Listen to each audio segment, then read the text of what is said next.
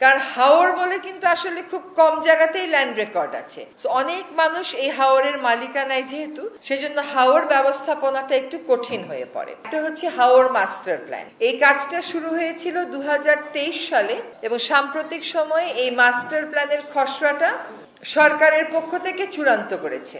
অনেক দিনের সমস্যা যখন গাঢ় হয়ে যায় তখন এটা সহসা সমাধান করা সম্ভব হয়ে ওঠে না। সংশোধনের কাজটা আসলে হাওরকে নিয়ে আর কখনো হয়নি, কিন্তু এটারও আমরা কোনো সমাধান দেখি না। আসলে আমাদের অভ্যাসই হয়ে গেছে সমস্যার চতুর্পাশে ঘোরা, সমস্যার সমাধানে কাজটা না করা।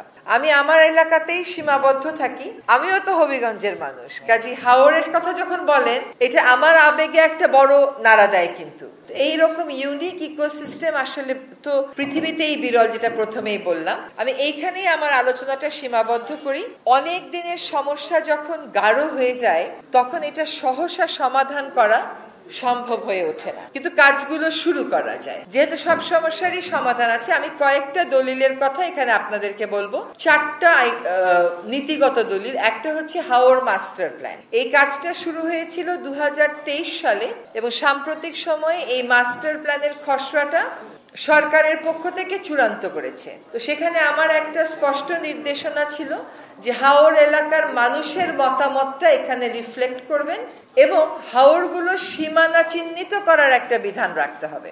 অনেক মানুষ এই হাওরের মালিকানায় যেহেতু, সেজন্য হাওর ব্যবস্থাপনাটা একটু কঠিন হয়ে পড়ে। তো এই হাওর মাস্টার প্ল্যানটা আমরা একটা দিনব্যাপী কর্মশালা করেছি। সেই কর্মশালার পরে যে অভিমতগুলো পাওয়া গেছে সেই অভিমতগুলো এই মাস্টার প্ল্যানে সন্নিবেশ করা হচ্ছে, প্রয়োজনে সংশোধনও করা হচ্ছে।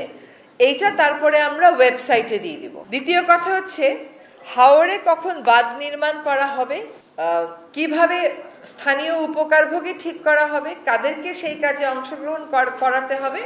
সেজন্য এই যে নির্দেশিকাটা আছে এটাও আমরা সংশোধনের কাজে হাত দিচ্ছি। আরেকটা কারণে হাত দিচ্ছি, কয়েকটা জিনিস আমাদের কাছে স্পষ্ট।